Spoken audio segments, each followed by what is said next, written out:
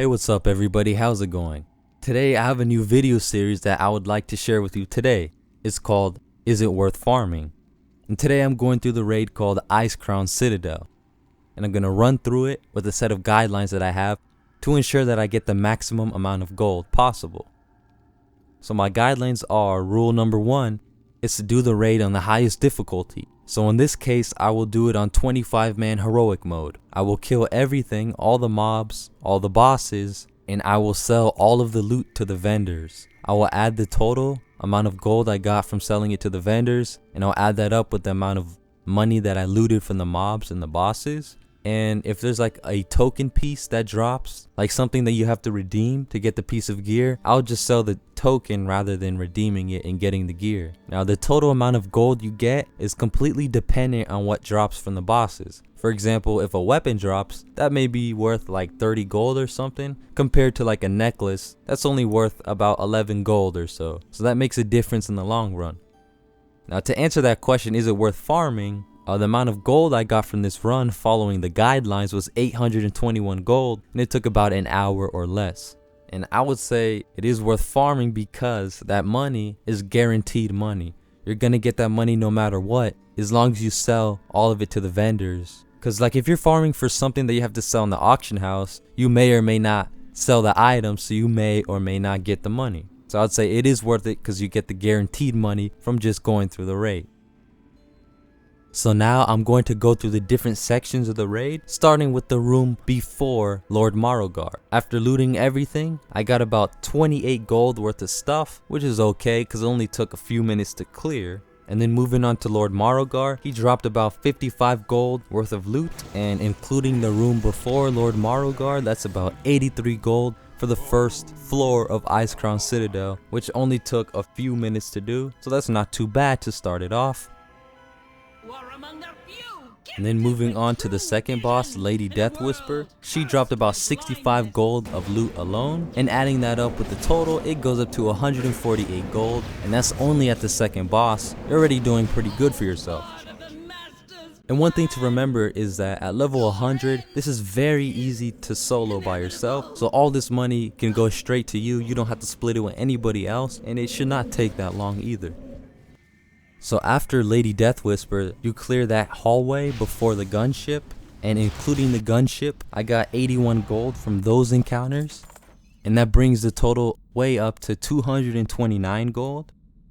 And then moving on to the fourth boss, Deathbringer Saurfang, he dropped about 35 gold worth of stuff, and that brings the total up to 264 gold. And the reason why he only dropped 35 gold is because he drops token pieces that I was talking about earlier, and those are only worth 5 gold a piece each. But if you redeem the tokens for gear, it could be much higher than that, but you can only redeem it if it's for your class, so that's why I'm only selling the tokens.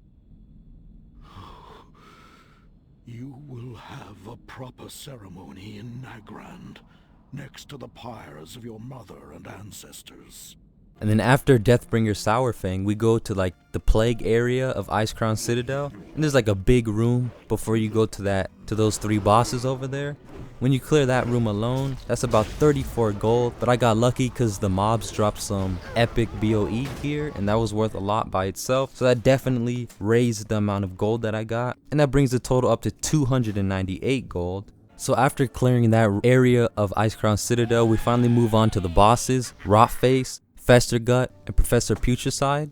And after going through all 3 of them, Festergut dropped about 65 gold, Rotface was at 46 gold, and Professor Putricide was at 51 gold, and that shoots the total way up to 460 gold. So after the plague area, we move on to the Crimson Hall, including all the mobs there and the first boss. They dropped a high amount at 90 gold, and that brings the total up to 550 gold. And then we move on to the second floor, and they drop this very similar amount at 89 gold, and that takes our total up to 639 gold. And then after the Crimson Hall, we move on to Dreamwalker. And before Dreamwalker, there's this kind of event that goes on.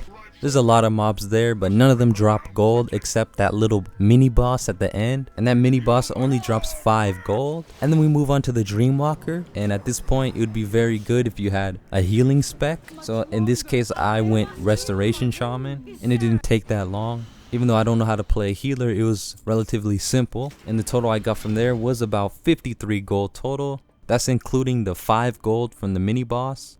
So after finishing the Dreamwalker event, counting that loot up with the mini boss, that's about 53 gold. So that brings the total up to 692. So after Dreamwalker, we move on to Sindragosa.